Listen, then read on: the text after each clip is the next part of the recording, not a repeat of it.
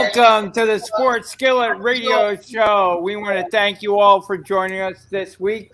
We appreciate it as always. Reminder, you can check us out over at sportsskilletradio.com for all the latest show news, our Twitter feed, great articles by Mike Nebbia, and a lot of great content that's up right there. Reminder, you can also check us out on our social media accounts, Twitter, Facebook, YouTube, all those great channels. And as well, check us out all over the place. Thank you for joining us. We are here every Sunday morning at 11 a.m. I am Jay Seller. I'm joined this week by Mike Nebbia, the coach, Shane McGowan, Alex Secchia, and we got my brother Jeff back this week. Shane, can you let everybody know how they can find you on your social media accounts? Yeah, you can reach me at mentaledgeperformance.ca as well as mental_edge_performance. Gentlemen, how is everybody doing today? We are great. We are fired up. I want to say it's been a couple of weeks since we've been here. We want to thank you all for bearing with us. Our father, Jeff, and my father recently passed away. And we want to thank everybody for their thoughts, their prayers, their condolences, reaching out to us during this very trying time for Jeff and I. We really do appreciate everybody reaching out to us. Jeff, if you have any comments, feel free. Just to say thank you to everyone. Okay. Yep. Thank you all. For their, it's been amazing the last few weeks to go through what we've been through.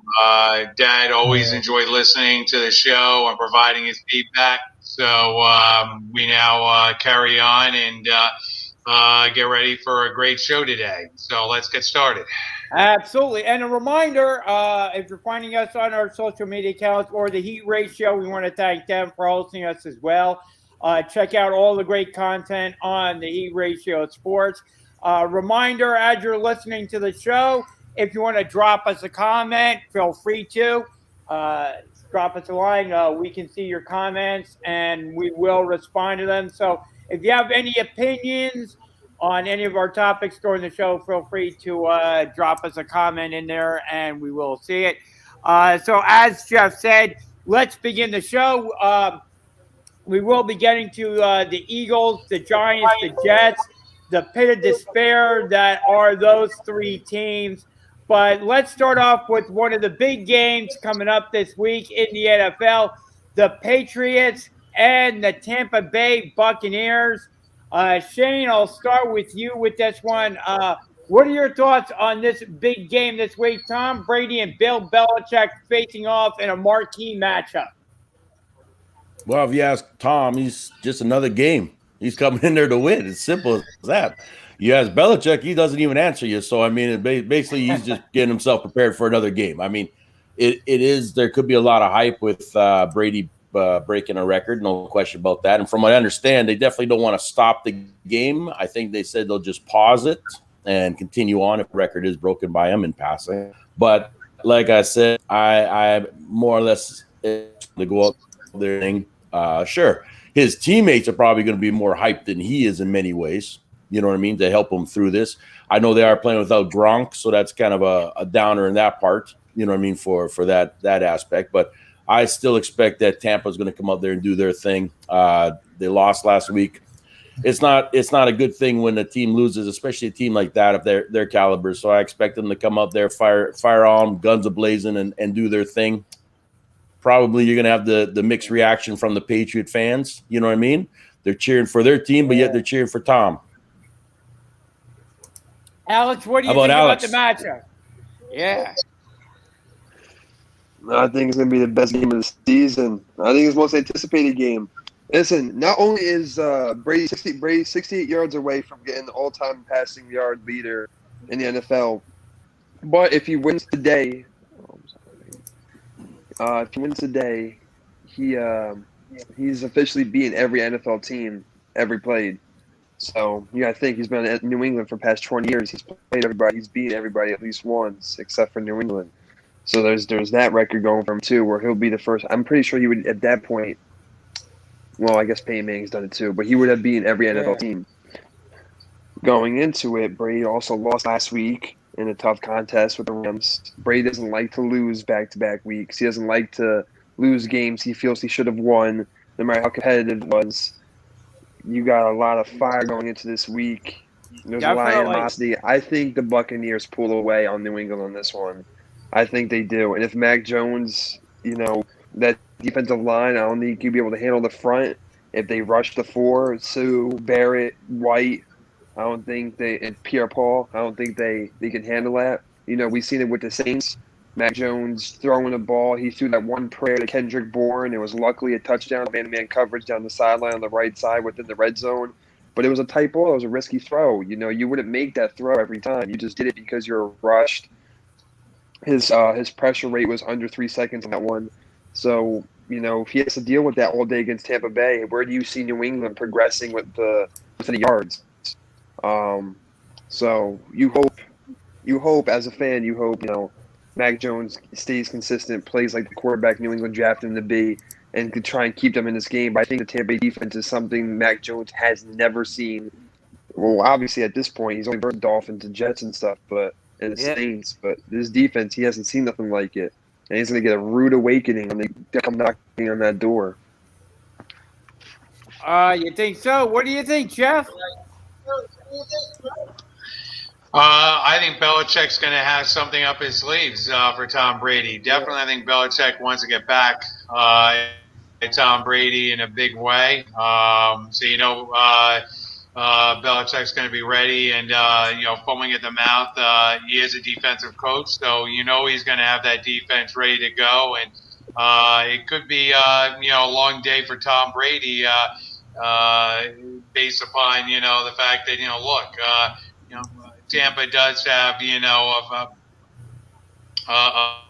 a few weaknesses on their team, and we'll just have to see. My interesting thing is not so much Belichick's defense against Brady's offense, but seeing how well the young quarterback plays for New England against that Tampa defense. That's going to be fun to watch. Yeah, I think so. That's gonna be really interesting to see the way New England, the Patriots, draw up the offense, and Mac Jones plays against the Tampa Bay defense. And I do think the Tampa Bay defense has some cracks in it. They've got some injuries, especially in the secondary, that maybe Belichick and the New England Patriots can take advantage of. What do you think, Mike? I think they've got some weaknesses that the New England team can take advantage of. Not many, though. I think Belichick may have something up his sleeve. Hopefully not cheatish. Seriously, New England Patriots are big cheaters. I've made that point blank. They are cheaters. And if Belichick has something up his sleeve, he better play fair. Otherwise, the NFL will have a field day with him. Not only the NFL, Mike, but I think the press, the media, the fans, everybody like that. Absolutely. If there's any kind of controversy in this game that maybe the penalties or something like that, anything that looks a little hanky in this game that veers toward New England, I'm sure the press and the media and the fans will have a field day eating up the New England Patriots. Absolutely. But here's a question that I have.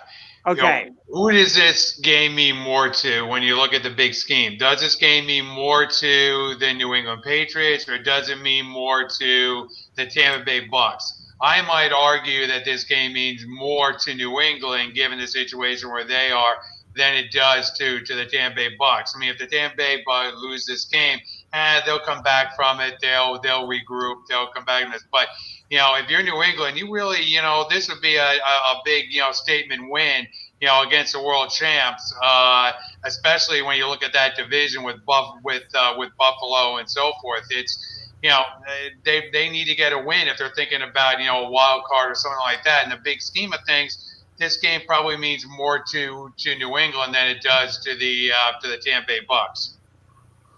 Yeah. What do you think, Alex? I would say if you want to talk team wise, it means more to New England. If you want to talk personal wise, it would be more to Brady more than Belichick, because Brady's the type of guy to walk around with a chip on his shoulder. And you got to think, for how many years people were saying that Brady was made by the system and Coach Belichick. And Brady's now in Tampa Bay trying to prove that he doesn't need Belichick to win. But to answer your question, it means more to New England. One, you're the underdog in this team. You're going against the world champs, and you're 1-2 right now. The only team he's beaten was the Jets, and the Jets are almost in the same boat as you. They have a rookie quarterback coming in with nothing around him. You beating the Jets was no milestone, despite the fact you're a division rival and for the past how many years. But it would mean more to the Patriots. You beat the division champs. You show you have fight. That's what I would say. But if you're talking personal, it means more to Brady. You think so, Shane? Or does it mean more to Belichick? Because Belichick doesn't have the Super Bowl. I mean, Brady won the Super Bowl without Belichick. Do you think Belichick might have a score to settle with Brady, Shane? No, I think Belichick, he just wants to win. And sure, if it's against Tom, great. I mean, he doesn't care. He just wants to win. But my thing is this, is that, last week for 430 yards against the number one defense in the Rams. Okay. So you got a big problem when you're going against a Patriots defense from number, you know what I mean? Like I said, if Tom lights it up like he did there in LA, it's going to be a rough afternoon, or rough evening, I should say, for those Patriots. And he does know that stadium just like anyone else. He knows how the wind blows. He knows how everything happens in that stadium. So it's not like he's going into. I mean, it was his first time last game in California playing. You know what I mean? He's never played in LA, right? So I mean, it's all new to him there. And the guy puts up 430 some odd yards. I mean, come on. That's impressive. So to go into New England and, like I said, still have a game like that, I think Tom's going to pull a little bit more out than what Belichick has for him in store. Gotcha. And we have another key divisional matchup with Jeff being back on the show this week. We have the Seattle Seahawks going into San Francisco to take on the 49ers. Jeff, you're the big San Francisco 49er fan. How do you see this game going down this week? I think the 49ers win this game by probably a touchdown or two. I know that usually these teams play each other close. I mean, this division is really just, very competitive division when you look at it from top to bottom. But the 49ers are just, I still believe the 49ers are just a tick above Seattle right now. I mean, they may not be as good, obviously, as the Rams for this year, but I do bet, they'll probably win by a touchdown or two. It'll be interesting to see how the 49ers rebound from that really devastating loss that they had last week.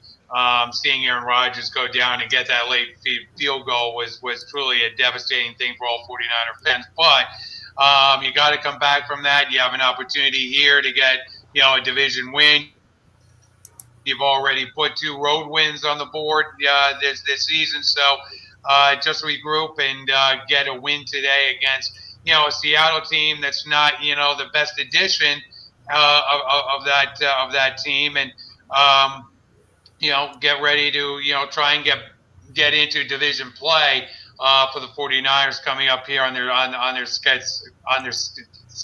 schedule. So I think that's where the 49ers stand right now is, I'll be interested to see how they actually come back from that really just very tough loss that they had there, on Sunday night. Now, Jeff, the Seattle Seahawks are 1-2. So they're going to go into San Fran, hungry for a win. They don't want to drop to 1-3. Do you think that plays a role in it? Jeff. Oh, I definitely think Pete Carroll is going to, have his team ready to go. I mean, he always seems to, have his team ready to play, especially in these division games. He realizes how big a game this is, in the big picture for his season. But at the same time, I mean, you have also a 49er team that's truly looking to rebound from that Aaron Rodgers game. So I think that kind of helps the 49ers, kind of stay focused, if you will, and take a page out of Shane's book. Stay focused here and get a win over Seattle and put some distance between them and Seattle and the rest of that division and sort of make Seattle that last place team in the division. Gotcha. And Alex, how do you see the game going down? Seattle going into San Fran. Tough. It can swing both ways. I look at it. I like Seattle. I think it's gonna be a Tyler Lockett day. So if you're a fantasy person, put him in your lineup. I think Tyler Lockett has a good day. Usually he bows out between DK or Tyler, but I like Tyler for the fact they're going to rely on speed. They're going to have to rely on quick passing, getting the ball out, fast-paced offense. And they're going to have to worry about, I don't know. I just feel like if you can lock down on George Kittle and Deebo Samuel, if they have a game plan for Deebo, to see how the Seahawks can isolate the 49ers in that standpoint, and they can win the game. Shane, do you agree with everybody so far, or how do you see this game going down? No, I mean, this week we were talking about this game specifically because, like I said, San Fran losing that one right at that last second. But again, that's a veteran status of Mr. Green Bay himself, Aaron Rodgers doing what he does best. You know what I mean? And he got them down there with no time left to kick it. So I mean, that's Aaron Rodgers. It's hard to beat a guy like that. When it comes to Seattle, and I think this is the problem, is that last game when they played the Vikings like that, you saw too many cracks. You saw what happens when Russell Wilson is under the gun a little too much and stuff. So, yeah, give them the talent out there with those receivers. And I even give Carson a heck of a lot of talent as a good back this far. But I got a feeling, though, playing against San Fran in San Fran is going to be a little bit more trickier than they think. And as much as they need, if anything, Seattle needs this win, all right? They need this win to get back in mix. Going down 1-3 is not going to be very beneficial for them at all. So, like I said, it's going to be a tough one. San Fran, though, I have a suspicion that you're going to see that front four do a little bit of damage heading towards Russ in some ways to rattle him as best as they possibly can with Bosa and them. And I think that's it. The only thing that kind of concerns me still is going to be San Fran's running game. I still think that they've got to pick up somewhere in that aspect, whether it be throwing out the screens or doing something, because they're having a little bit of issues when it comes to running this ball on teams consistently. You know what I mean? And if they're playing a two quarterback system where they're going to throw Trey Lance out there a few times, I mean that's possibly how San Fran wants to lead the rest of this season in that way of a two QB situation at certain and throw off those defenses as well. So we'll see what happens. It is going to be a very exciting game. I think it's going to be a game where I wouldn't be surprised to see Seattle up by as much as 10, and then all of a sudden poof, the game tied, and then all of a sudden possibly another quick change of San Fran up by 3. You know what I mean? I think it could be a flip flop in that way. Well, let me ask you something, Shane. Do you think that the young defensive coordinator there in San Francisco, obviously Robert Saleh now is off with the Jets, being head coach there, do you think that he learned something from that game against Green Bay, that you got to actually blitz the quarterback there and you got to actually go after the quarterback in that final 30 seconds and not guys, and the fact that he learned that it's a learning experience for him there, Shane? Guys, we got a little injury report about the Tampa Bay New England game. Gronkowski and Jason Pierre-Paul both out. Interesting. Yeah, I caught it as I was editing my fantasy lineup for this week. Interesting. So Gronk was already out from the start, but as you said there, as you said, Jeff, you know what? The one thing that he's looking at of that last week's game is basically saying, we had the opportunity, especially against Aaron, who does not take off or run to get you those extra yards as much as anyone else, that they should have kept their foot on the gas to do a little bit more blitzing, like you said, create that pressure, and then say, okay, Aaron, you got to really nail it for these guys to catch it if we're playing man coverage out here. So I do think that they are looking at that in that way of saying we should have caught them a lot sooner to not get into that field goal range that they should have. I mean, if you're going to kick a field goal, you're going to kick it from 60 plus. You know what I mean? Like, we don't want you getting that easy one. So I do question, and I do think that he's going to say, yeah, we learned a lot from that one of those last few seconds. The old 2-minute drill, like anything else, offense or defense, whatever side you're on playing, you got to realize that this is game time, and you got to keep going after and create that havoc out there and not make anything easy. When you watch that game, Aaron made a few things look pretty easy in those last few seconds, and that's the scary part. And that's the scary part about Green Bay and Aaron Rodgers themselves. But again, I think defensively, they could have stopped them a lot sooner and done some things at least. And Mike, how do you see this game going down? This 49ers game? Yes. I think it's going to be a very close game. These two teams play each other very tight. Division rivalry. I'm going to pick the 49ers up for this one. Gotcha. And Alex, I wanted to ask you a question about last week's 49er game. Do you think the 49ers scored too quickly, left too much time on the clock, or do you put more of the onus of the 49er loss on the defense? Like they should have blitzed Aaron Rodgers or had a better defense going in those last 38 seconds of the game? Clock management's important. You know, you got to, especially if you're driving down the field at a good rate, you got to be able to control the clock. You know, a lot of the ways, if you think about it, what is Tom Brady good at doing? Why is he so great? His clock management, knowing how much time's on the clock, knowing what he has to work with, knowing what's left. You got to pay attention to those things. You know, defense wins championships, yes, but at the end of the day, when you're driving with that much time left in the game, you got to understand who you're going up against, the potential factors. You want to be able to control the clock and put that team on the field with less time as possible. Yeah, I think they scored too fast. Gotcha. I attributed that 49er loss last week to the defense. I think they should have blitzed Aaron Rodgers and played a little bit too soft. What do you think, Shane? I think, you know, you scored the touchdown and you only left about 38 seconds on the clock. I think I put more of the onus on the San Fran defense for that loss last week. Well, think about it. That was almost the same scenario when they were doing it against Seattle in a championship game in the divisional game, the playoff game a few years ago, up to the point where the onside kick was battled by the tight end, Brandon Bostic. Look how Aaron Rodgers came back into that game. You drop for a blitz and you open up coverage for him in a deep game. You don't want to do that when you're going, in my opinion, when you're going against a future Hall of Famer. But I'll let Shane go.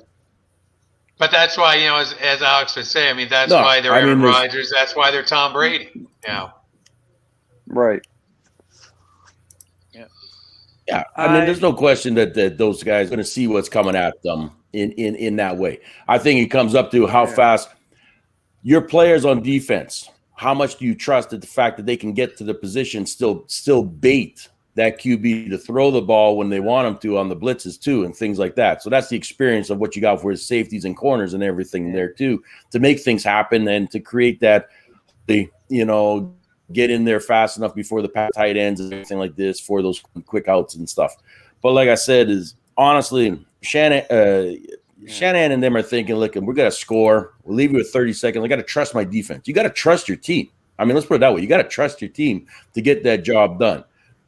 They didn't get it done. They didn't get it done with what they had, and they widened it, and they'll figure that one out. So I expect, like I said, San Fran to come out there and play a lot different, a lot more aggressive, and probably they got a chip on their shoulder too because of that. You know what I mean? There's no question about it. I'd be more worried that if they did win against Green Bay and then Seattle, I think San Fran have taken their gas playing against Seattle this weekend because of that. But I think because they lost and the way they lost, I think they got something to prove as well. Yep. And another I got interesting... something to ask you, Shane. You think about your Vegas Raiders right now? Do you think your Vegas Raiders are for real, or do you think that this is something that's going to kind of blow up here, and they're just in a hot streak? Hey, I think everybody knows me. I'm Raiders diehard, no question about that. But I'm also a realist. Okay, so at some point, my team is going to bomb out somewhere. I know they're going to do something goofy and lose somehow in some crazy ass game that they should have won. Okay, that's just how the Raiders play and whatever. But I'll say this though, is I've had a lot of fun watching them play right now and go to overtimes like they have and watch actually Derek Carr lead the league with yardage at this particular time and just laugh and go, look at, you know what I mean? And beat the quality teams, you know, that they've faced far. Like, you know what I mean? That's the crazier part about it. So like I said, we'll see how it goes. But honestly, when I look at that division, I'm watching Kansas be 1-2. I'm going, okay, you just got to stay ahead to get yourself into a playoff situation. That's all. When playoffs come, it's a whole new ball game. It doesn't matter. It's a whole new ball game. But if you can keep that mojo going like that and keep that going and everything, first off, it's great for the city, for the team itself and everything. But it also puts everyone kind of scratching their head saying, damn, did we really underestimate this team? You know? And so that's another thing I think that's got some people. But I am more realistic of saying, listen, I know my Raiders, how they play, and I guarantee something's going to bomb Surley something.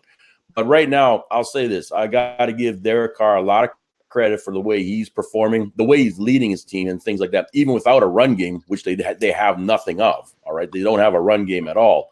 Yep. And their defense is playing very, very stellar on that front with Crosby and those guys too. So give that team some kudos and stuff like this. But we'll see as the season progresses and everything like this, and everyone gets banged up and so on and so on. But yeah, I like how they're playing this far. I'm having some fun with this one. And So Alex, you enjoy the fact that they're going to overtime, especially against a team like the Dolphins. Hey, put it this way: going overtime against the Dolphins and Baltimore, which they should have had way sooner than let it go as far as they did against Baltimore. To me, that just shows the characteristics of this team, and everyone kind of still scratching their heads, going, "Damn, we're going to overtime. We're going to lose against these sons of guns because they keep winning." You know what I mean? So. Like I said, for whatever reason, they know how to pull it out. It's Vegas, man. It's a magic show there. So they figured out the magic tricks. They pull out the rabbits and everything like that. But what's ever working, it's working. It's funny. You watch that game, the game last week, you know, what was working for the Raiders in the end of the game, the passing game. They're getting big plays. And Gruden says, let's run. 1 yard, no yards. 2 yards. Yep. And I'm just like, hey man, come on, just go do what's working. yeah. I was surprised to see the Dolphins bringing it to overtime though, but they still won. I think the Raiders are a real deal, to be honest with you. I'll say this: the Raiders are missing that key running back. They're missing a running back. Yeah, you know what I mean. That's where they're missing is that run. They are in their own time. They are and stuff. But like I said, my biggest concern was watching Kansas City sink the way that they are. And losing the way that they are right now. Lost. To me, there's a problem there. Mahomes lost the Super Bowl. Those type of things are going to determine if you're the big factor team that you were hyped up to be. You lost Super Bowl, how are you going to bounce back? Now you're 1-2. Sorry, Jay, but your Eagles are losing today. There's guys. Jalen Hurts ain't, but so I'm going to agree with Alex here. Go ahead, Mike. I'm going to agree with Alex here. Jalen Hurts isn't the answer. He's not the answer against Atlanta. Eagles are falling to the Falcons. Oh. Yeah, I tend to agree with you. You got Andy Reid coming back into the link this week. You got a fired up Kansas City Chiefs team that desperately needs a win. You got let's go into the pit of despair that is the three local teams here. I don't think there's any way that the Eagles win this game. You saw the Eagles only run the ball a handful of times last week. Unacceptable against the Dallas Cowboys on Monday night. You got to question the head coach's play calling at this during this time. I think that's fair to call it play calling into question. Jeff, Eagles versus the Kansas City Chiefs. Anyway, the Eagles get a win in this one? I think the only question that you have to worry about right now as far as this game goes is Pat Mahomes going to play in the fourth quarter. I think that's really the only question that really needs to be answered is, does Pat Mahomes need to play in the fourth quarter? So can Andy Reid kind of give Pat Mahomes the fourth quarter off and bring in the backup quarterback, because this game could be well in hand by the time the fourth quarter rolls around in that game. The Eagles right now are in a very tough spot. I mean, they've got a lot of tough games coming up, a lot of tough quarterbacks that they're going to be facing. So this is going to be a tough stretch for the Eagles. And, I just say to Eagle fans, shield your eyes right now as far as, watching this team at this point. Eagles fans, shield your eyes. You're not going to watch this. You're not going to want to watch this game. Yeah, Mike, exactly. I know you said you were agreeing with me, but I wasn't trying to say Jalen Hurts wasn't the guy. I actually think he is the guy for the Eagles. Back He's before not season, the Howard answer Rosen against the said he Saints, wanted to that's for give up- sure. He wanted to give up everything for Deshaun Watson. He was willing to give it all for Deshaun Watson, but the Texans didn't let him go. You look at Jalen Hurts plays. The dude plays iconically similar to Deshaun Watson. Why did the Eagles get blown out last week? Look at it. They couldn't keep their defense off the field. When you ran the play They didn't call run the the way football. they did, they didn't do. You didn't run the football. You didn't when you were in the passing. When you were in a pass formation, you put too many out wide, and you didn't pinch your line. You didn't have enough line to cover Jalen Hurts. The dude was running too much. You could tell Jalen Hurts is a mobile quarterback. He can do that. He trusts in his legs more than he does his arm on the run. That dude rather run the ball than throw it. Look how many times he throws the ball away. He gets to the sideline, he just slings it and just lets it go right before side. He likes to run more than he will throw. He's comfortable with his arm. He really is. But you can tell that it's not fully there. They don't let him sling the ball too deep. And that gave the Eagles lost because they could keep their defense off the damn field. Every time you were coming up, it was 3 and out. The Cowboys have so much momentum. You're not stopping them. And then when you looked at their defensive side, you weren't game playing the right people. They were eating you alive at first with the tight end. What was the game plan to lock up the tight end? And in the moment you try to adjust to that, here comes Zeke. And they kept lock over the middle and cover your flats. Yeah, and one of the things, I haven't seen a lot of Ryan Kerrigan. I mean, he was a key free agent signing for the Eagles. And Who? Ryan Kerrigan. Exactly. They need him to step up along the defensive line. Mike, Eagles versus Chiefs this week. How do you see the game shaping up? Man, you can't stop Mahomes. You cannot stop Patrick Mahomes unless you're the Tampa Bay Buccaneers. So the Chiefs are going to take it. And staying in the pit of despair here, your New York Giants, Mike. Don't remind me. Struggling big time. They're in the same stretch of games like the Philadelphia Eagles. Doesn't look very good for your New York Giants this week either, Mike. Yeah, we got the Saints and we got Jameis Winston. Yep. Luckily, it is at home. So we do have the home crowd advantage, the home field advantage. I'm not sure if that's. But does that really matter, Mike? I mean, does that really matter right now when you look at the Giants and how they're playing?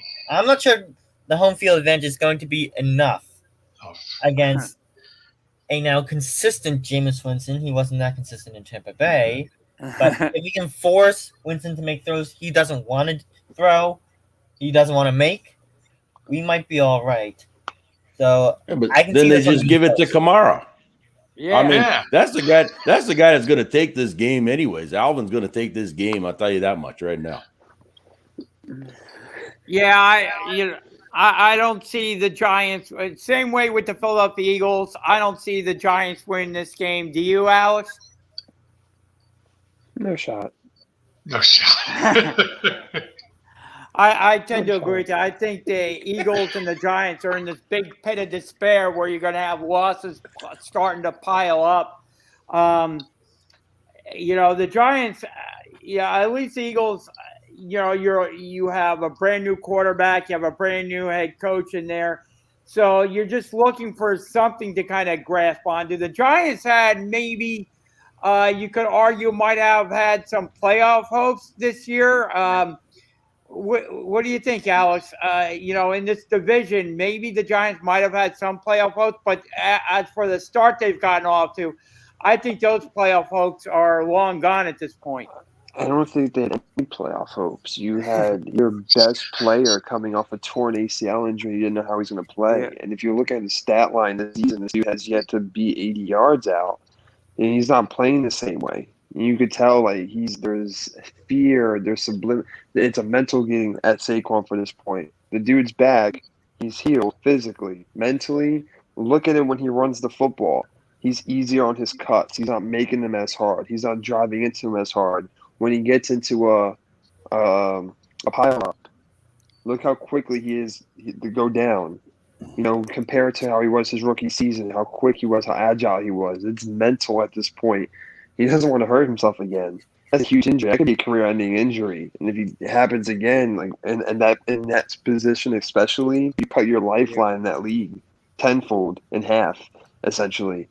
And it already happened to him, in his second season or his second season? Yep. And so, Alex, defenses know this. Defenses know about Saquon at this point, and they're keen on the quarterback. I mean, they're saying, let's see him beat us. Let's see Saquon actually beat us. And you don't have Lamar Jackson as your quarterback, so it's bad when you see Danny Dimes out rushing your running back, who is your first-round draft pick. This dude should not be running the ball the way he is. The fact that he's getting more rushing yards is insane. The fact that it's become that way, that sports books are saying, "Hey, Danny Dimes is going to rush more than Saquon," and he has it's a higher odds for Saquon to have more yards as quarterback. That says something. Come on now, the running back's job is to run the ball. But I don't think that any playoff odds. You don't have a good offensive line. You have too many injury problems. Your defense isn't complete. And, I mean, the NFC East is one of the worst divisions of football at this point. But right now, it's the Cowboys. Yeah. And, I disagree. I think Scott is playing like an MVP right now through the first few games. So, that's really helping Dallas at this point. Oh, okay. Yeah, you're talking about Dallas. Okay, yeah. Yep. Yeah, and speaking of Dallas, they're 2-1. They're hosting the Carolina Panthers that come in undefeated at 3-0. How about them Cowboys? How about them Carolina Panthers? And this is what we talked about before the season. I was ready for it. Sam Darnold, that's all he needed was a team. Sam Darnold didn't have a team in New York up there. You think it was his fault they were losing? Look at them now. You drafted your new quarterback. He ain't the answer. You got to build a team around him. Sam Darnold now has what he didn't have in New York. Weapons. You reunited him with Robbie Anderson 1. Now you give him DJ Moore, and you're going to give him the best running back in the league. Of course, he's hurt now, so he's sitting out. So you're going to see how he plays without Christian McCaffrey. But you see the difference maker. You take a quarterback who was doing bad, and you give him something to better him, and he's going to do good. He's above average. I thought he's above average quarterback. He's nothing great, but you give him above average quality weapons, you see the difference. And he's in a tough division. He's in a hard division. You got Tom Brady in your division again. And you're in a whole new standpoint. So the fact that you're battling out the way you are, that's impressive. In a new team for your first year, that's impressive. And he's got a good head coach, too. He's a great head coach. Matt Rule. Yep. What he did, what he would do in college, his career, his resume that he would do in college, he's known for turning teams around to have a poor program. Look at Temple, what he did with Temple. You're coming to NFL and do the same thing. Unfortunately, Urban Meyer can't do that with Trevor Lawrence. He's on the struggle bus. This is true. Carolina going up against Dallas. Shane, how do you see this matchup? You know what? Like I said, I agree with what Alex is saying about Sam Darnold. He definitely needed that change. He needed to get out there, and he actually, like I said, he's been playing very, very smart football too in many ways. But like I said, unfortunately you're also down your best tailback right now, so that's going to make a huge difference and some other key pieces too. So I think Dallas is this one. I do. I got Dallas favored on this one just by a field goal, but I think Dak is playing right now. I think CeeDee Lamb is playing well enough, and I do think Zeke is going to get running with it. So I got Dallas on this one myself. Gotcha. And Mike, go ahead, Alex. And to touch on it, like look at the way we were talking about the injury factor with Saquon. Almost every NFL player tears his ACL. It's a very, very high common injury in the NFL. Torn ACL. It happens everywhere. But look what Dak Prescott happened to him last year. The dude was lucky to play. Like that's not a common injury. Your foot almost came off. Like you're lucky to still be playing. And look how he's playing. He's not scared. You can see he's not scared. Running, the mobility, his pocket pressure, his awareness is still there. It's all great. If anything, like Shane said, it's better. He's playing like what Jeff said, he's playing like an MVP. The difference, Saquon's not there yet. Go ahead. This is true. How do you see this game going down, Mike? Dallas. Dallas is going to go to 3-1 according to Mike. Interesting. I like like the Dallas division this year, and as far as my Giants, I think they're going to need another year or two. Yeah. The Giants might need another 10 years. A year or two? Yeah. They might need a decade. That's a rebuild. That's a remake of a team. So do you guys think that they have? I think they're going to need a new owner at this rate. Maybe. I mean, he kicked over a garbage can last week, Mike. I mean, he was upset at the Giants. Can Steve Cohen buy the Giants now? I wouldn't say new owner. A year ago, the Eagles almost needed a new owner. It was bad. It was bad. And the Giants lost on Eli Manning Day last weekend. I mean, the Giants had everything kind of set up for them to win a game last week. Eli Manning Day, you figure they were home last week. A lot of mojo going on around the stadium. And then they mess up. Yep. I got to revisit my Giants my preseason predictions. Yeah, the Giants need to take a playbook from the Cleveland Browns. They need to say, okay, we know we're bombing, we know we suck, we know everything like this. Let's figure out how we can get draft picks and get ourselves back into the mix and become a team now that Cleveland is, right? Which is making it to pretty much playoffs in many ways and surprising a lot of teams and have bounced around. I think that's the way the Giants need to start looking at themselves because they're trying to put a puzzle together and they don't even have the right pieces for this puzzle. And this is what's the most frustrating and your fan base and everything like this. But overall, it is not working these past couple of years that they've tried to experiment with certain things. Yeah. And so now they need to look at it and say, okay, what has worked for these other teams that have been in that same situation? And let's start going from there, which has been draft picks, which has also been making some key trades and things like this, acquisition. Like right now, they're in trouble. Put it that way. And they need to get themselves out of it. But the only way they're going to do that is by smart picks, understanding the game a lot better, where their needs are. Right now, they're still drafting players that they don't need in certain positions and things like this. Gotcha. 2 years ago, you didn't even have to be smart. You could just call the text and say, I would give you my partner for DeAndre Hopkins, or it went through. Yep. And I want to say hi to James Frunchy, who's joining us today. Thanks, James, for taking time out of your schedule to join us. We appreciate it as always. And before we get to our picks, I wanted to get your guys' opinion on the whole Ben Simmons fiasco that is going on with the Philadelphia 76ers. Shane, it doesn't appear that Ben Simmons is going to appear anymore in a Sixers uniform. He said he's not coming to training camp. The Sixers players were going to take a plane and fly out to visit him. Ben Simmons and his agent say don't bother flying out to join us. It's not going to be worth it. It appears a divorce is coming between the two.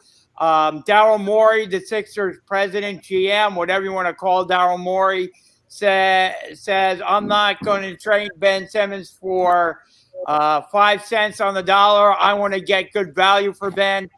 Shane, this whole fiasco, how do you see this? What are your thoughts on it? Well, my thoughts are Ben don't look good. That's for damn sure. You know what I mean? And the biggest reason why I'm saying that is because it's not like Simmons is that elite all-star man. Other than, okay, defensively he played well, but if you're not a three-pointer, if you're not a dunk man, if you're nothing like this, how do you make these type of scenarios for yourself to say, I'm that good, stay away from me, I will get what I want, I'm not showing up to camp, I'm not this. Dude, you're not that good, okay? Right. In order to be in a position like that, all right, to make those statements, okay, you got to have the backing. He does not have the backing. Yeah, as players are coming out saying, yeah, we're going to go visit him, blah, blah, blah. Look, I'll put it up as 50-50 on that one. I'll say some of it's a smoke screen, some of it is just talk, whatever you want. The bottom line is this owner, the GM, everybody like this need to get rid of Ben. And guess what? You are going to get maybe even less than 5 cents on the dollar right now for him because of his antics and things like this. And he's not doing anything to go out there and improve himself. All right. He's not going out there to make himself look better and things like this. This is a guy that's a baby right now. I'll say it. You're acting like a damn baby. Okay. Yes. Get up there and start balling the way you're supposed to. Understand that the game is meant in many ways of being traded, being moved around from franchise to franchise and everything like this. But if you want to be the franchise player, you got to play like a franchise player. Okay. And that's simple as that. He isn't this, and he won't be that. And this is the problem. But in his head, he thinks he is because he's been fed a lot of, I hate to say it, a lot of BS from probably his outside groups and things like this too, to think he is. Yeah. So the bottom line is get what you can for him right now, move on. What do you think, Alex? Should the Sixers sell low or should they hold their ground? Or what do you think? I think it's unfair to talk after Shane just said what he said. Dude, just hit a mic drop. Yeah. Yes. I mean, think about it. Ben Simmons, I mean, dude, Ben Simmons, what's he worth? He's not worth anything. Dude, you're a clown. You post a video of you working on your free throw in a private gym in a high school with no crowd, no stadium, no pressure, no lights, no defense, no nothing. What is that going to do? Hype people up for what? You don't want to show up to a team like look at Joel Embiid's last statement. You know, everything was kind of built around towards Ben, the trade that happened with Jimmy Butler, and Embiid admitted he want Butler back. I never wanted Butler to leave, and they did it for Ben and stuff like that. And you can't even give the respect to the team and the city that was really there for you. Come on, dude, you're not an elite player. You can't be an elite player if you're in the playoffs and you don't even shoot one free throw. He had 4 attempts the whole series. How are you elite? That's like saying Tom Brady had 4 attempts to throw the football. Remember, let's look at football. Remember last season when Ryan Tannehill first came in after Marcus Mariota, and it was a stat line of how many times he was throwing under 10 times a game because all he did was run Derrick Henry. Yeah. But now Ryan Tannehill is just balling out. Those are difference makers. Ben Simmons not elite. He doesn't want the ball. That's the difference between guys like him and Jordan. Jordan wanted the ball. When they were asking the people, who would you do when the dream team was created? When the 1 second on the clock, who do you want to give the ball to? Michael Jordan's like me. Magic Johnson's like me. Everyone's saying themselves. Ben Simmons is like, I'm not shooting.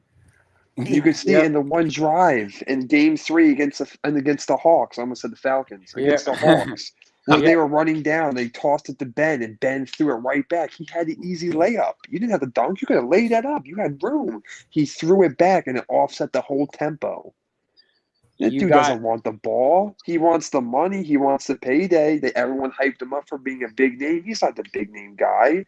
And now you don't even want to show up to their own team, and they're going to find him a lot of money for that. Yes, I saw how much they're going to find him per day that he's missing. Yeah. You better sell that, $8 million home you just bought in California, dude, if you don't plan on showing up. Because if you don't get traded soon, you ain't going to afford that. Dude, I would cry right now if I saw that much money leave my bank account for how much they want to charge him a day. Yeah. I don't care how rich you are. And Jeff, Brian Windhorst, who's in the pocket of Clutch Sports, which is Ben Simmons' agency, said that the Sixers not paying him was a declaration of war. I think Ben Simmons fired the first shot by not showing up, by not allowing his teammates to fly out and talk to him. What do you think, Jeff? Look, I don't know what's a bigger circus right now, the Sixers or the Brooklyn Nets right now, what they're going through up there. I mean, the NBA is just full of these circuses that are going around as training camp The NBA is a opens. 3-ring circus right now.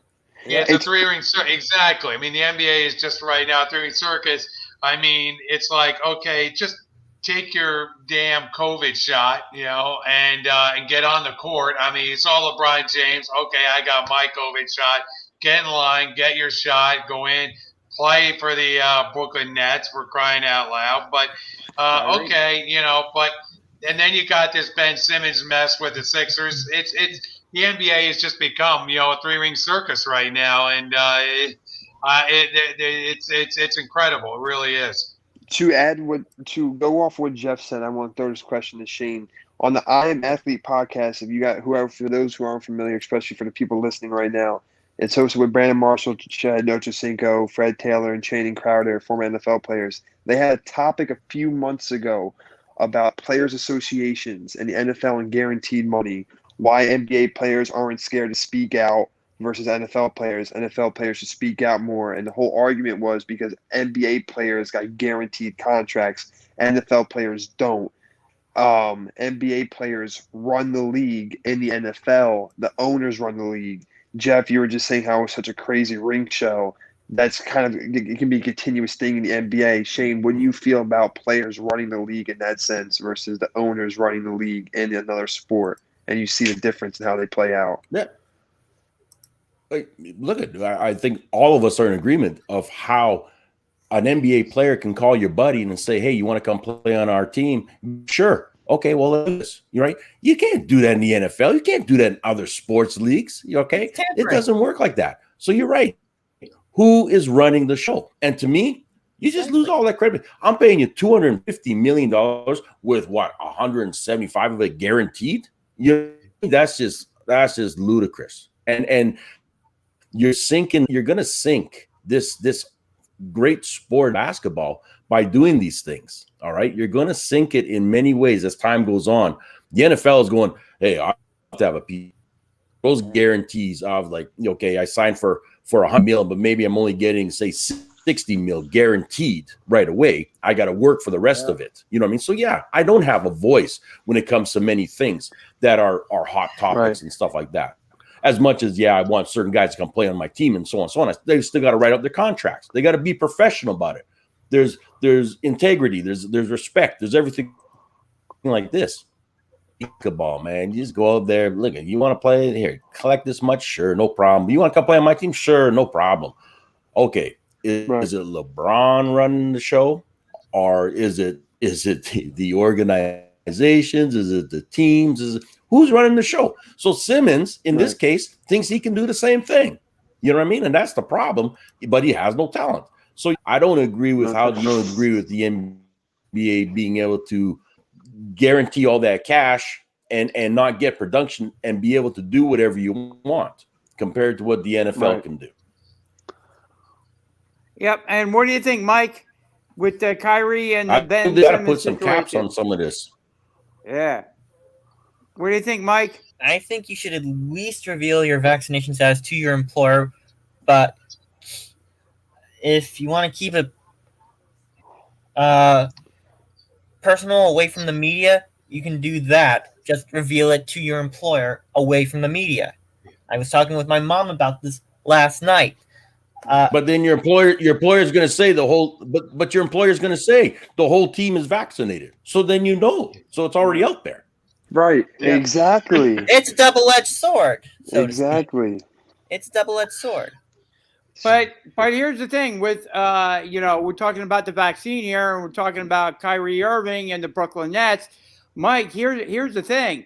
Kyrie Irving will not, in no uncertain terms right now, be allowed to play any home games in the city of New York, because New York said in order for Kyrie to play a home game in the city of New York, he has to be vaccinated. If he doesn't play vaccinated, Mike, he's out. He cannot play any home games in Brooklyn. So and I hate that. So we don't know. We don't know if he's vaccinated or not. It doesn't. He has to. Mike. He has to show it. He has to show whether or not he has to prove in order to play a home game in Brooklyn. He has to show whether or not he's vaccinated. It doesn't matter if it comes out in the media. Right. That that's fine. But he has to prove whether or not he's vaccinated to play a home game in Brooklyn. No, that is bum gavel. That's the way New York has set it up.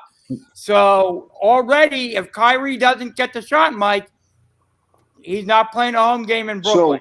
So that's what bothers me about that, because New York has 2 football teams, correct? The Jets and the Giants. Correct. Neither team Yeah, is fully 3 vaccinated. Neither team is. No, are you gonna say because they play in Jersey? Correct. I get that, but here's this. You represent New York still. If New York put a thing that they can't play unless they're fully vaccinated, don't you want the 2 teams that represent you in one of the biggest sports in the country to be fully vaccinated? They're not. You're a representation of New York.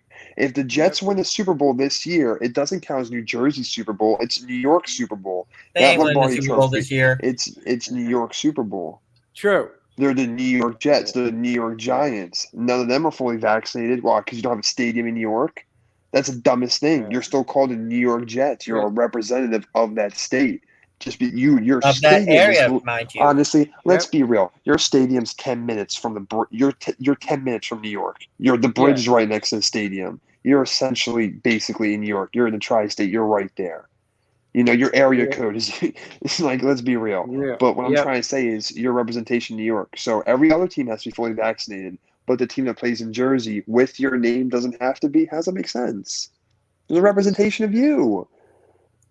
Jay, no matter where Shane and I go, when Shane has to cover his boxing event in California, when he goes to Vegas and stuff, he's still a representation of the work he does in Canada. He's still a representation of his company back in Canada. Anything he does out there gets fall back on them. Very Anything true. that happens with him, it's going to be written. It's going to be written in the news. It's going to be written in an article. Shane McGowan with so and so did this, and that company would let him go because it's a bad representation of them. You don't want that. No, not at all. No one wants that.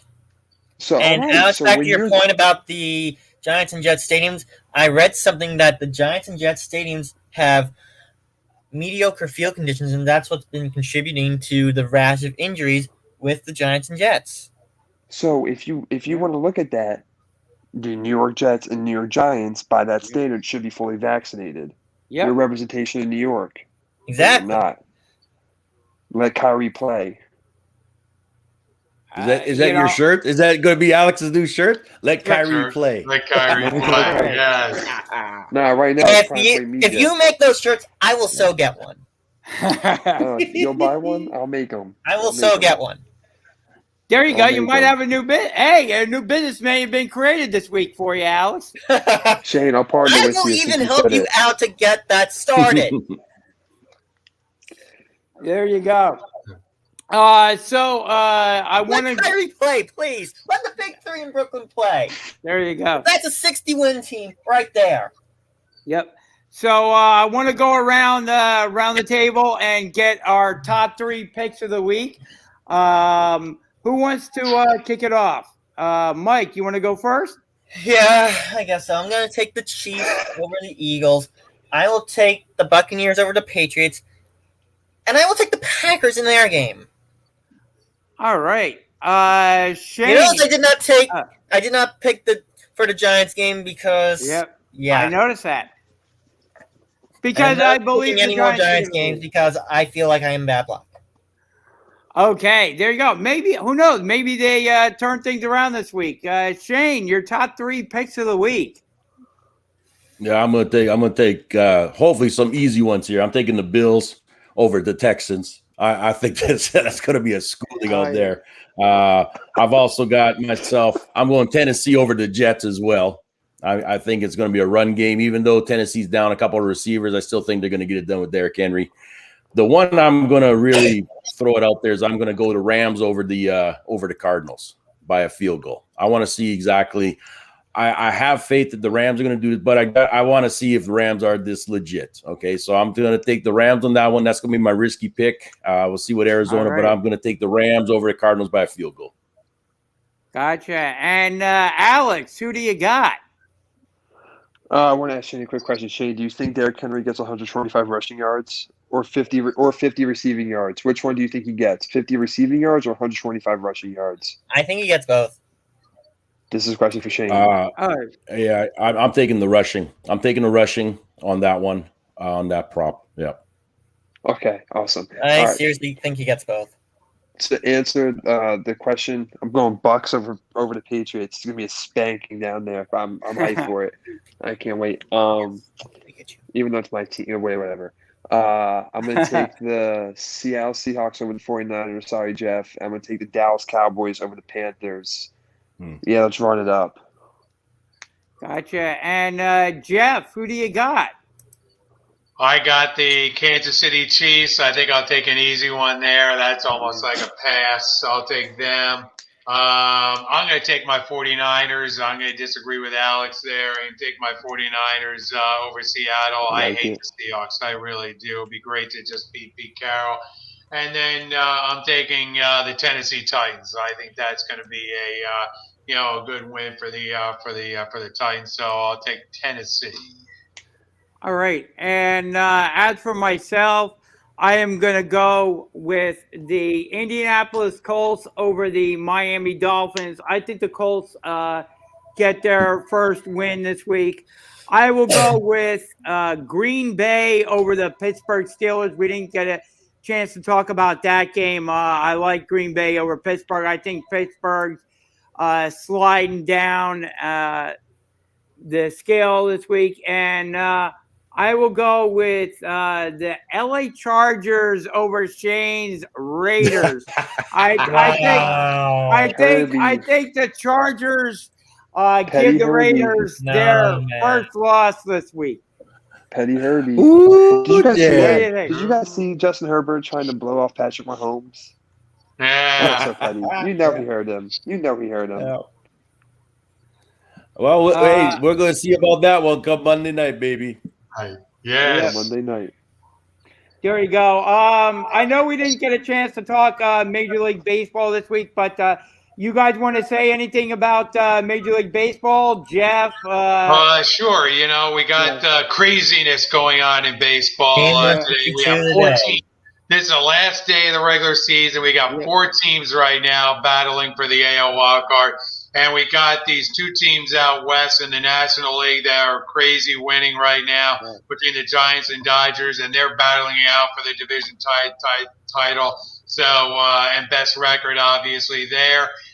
So that should be fun to watch. It'll be interesting to see the Braves go back to Milwaukee and play, the Brewers. Kind of an interesting combination there. It looks like those 2 teams will match up there in the divisional round. But today, I'm rooting for all the craziness. I'm rooting for this 4-way tie here so we can get all this craziness, this 4-way tie for the wild card, including Boston and the Yankees. And if the Yankees and Boston lose and Toronto and Seattle win, get set for some craziness on Monday. Yes. Yeah, that's what Jeff is rooting for. Yep. Alex, what do you think about all this craziness in Major League Baseball? Hey, man. I'm just hoping my Yankees can pull out the best. That's what I'm hoping for. Just hoping for craziness. I need my team to pull it out. Let's be real. They've been doing their best to do that. Mike, but that's what they do. They turn up towards the end. Yeah. Mike, what do you think about all this craziness in Major League Baseball? Last day of the regular season, expect some craziness. Yep. And Shane, what do you watching this from afar? What do you think about it?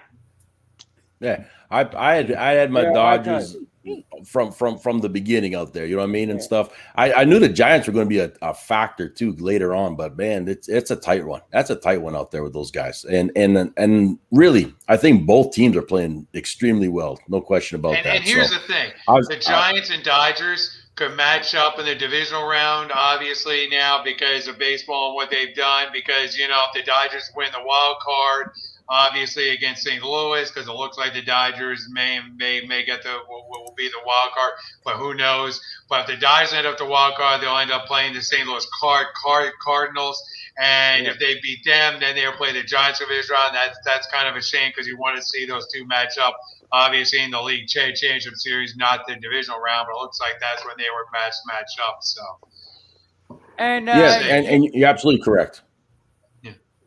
And Jeff, what do you? I mean, we're gonna have a 100 win team as a wild card. Exactly. You know, 105 over 105 win. As a wild card, not. I mean, you would think 105 wins gets you to the division. Well, I mean, And it's one game, and the Dodgers could be out, and you could see the Cardinals playing the Giants. Exactly. And what do they get for that 105, win season? They get bounced in one game. I mean, and they get to play one of the hottest teams in baseball, and the St. Louis Cardinals have lost like one game in their last 20.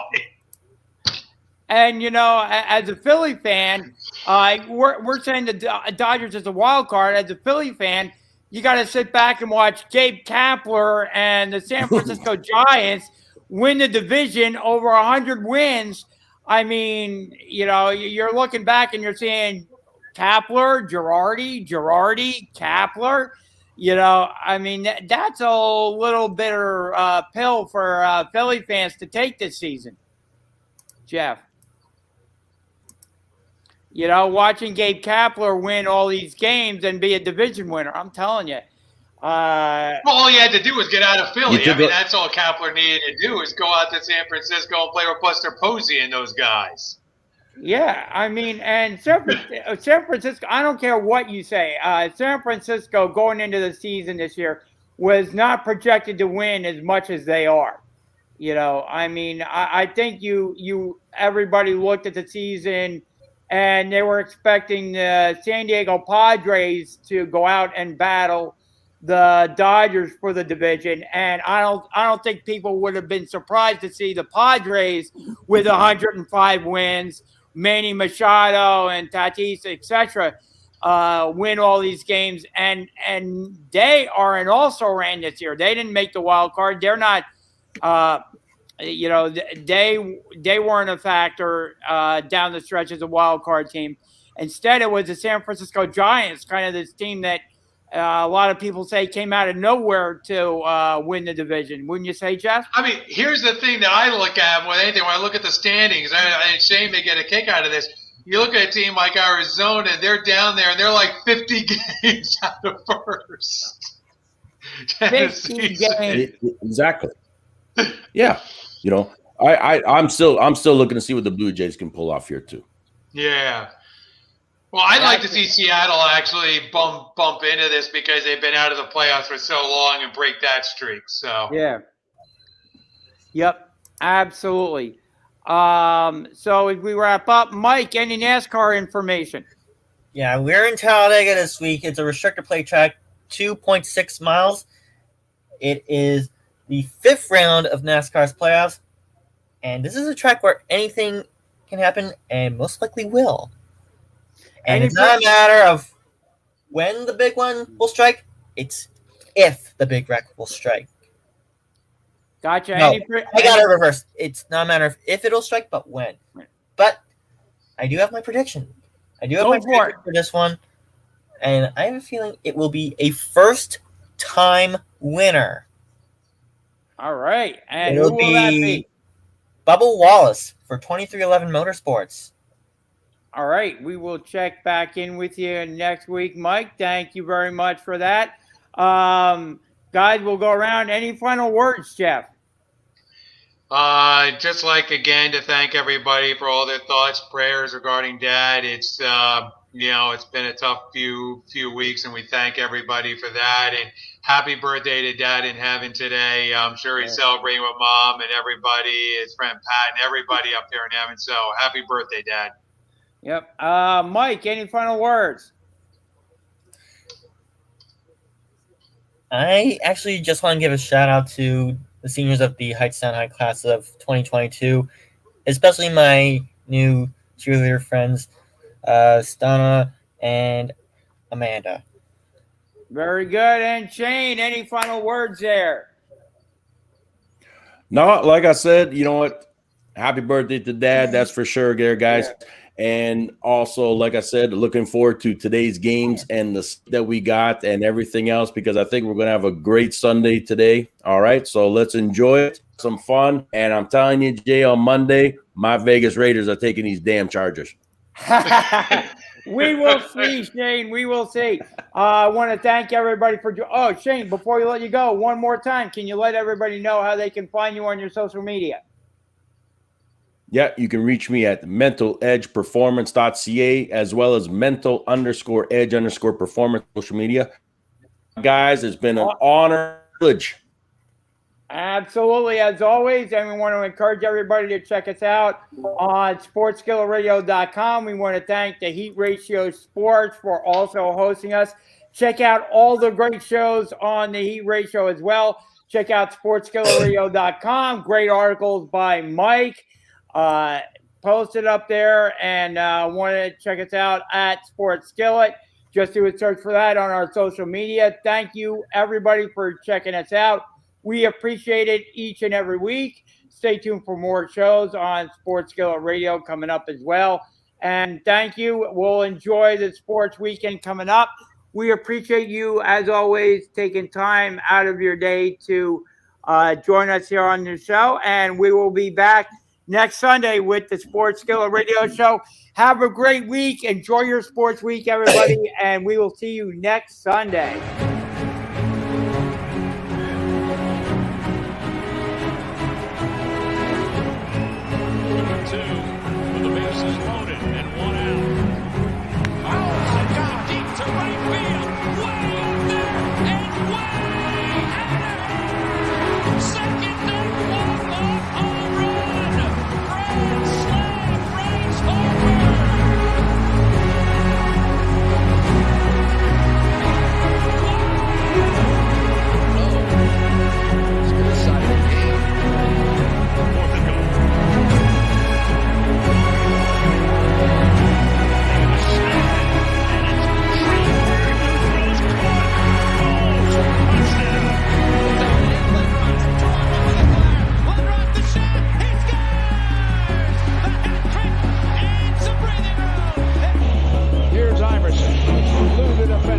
Stays right where Allen wants to go. Wants the baseline.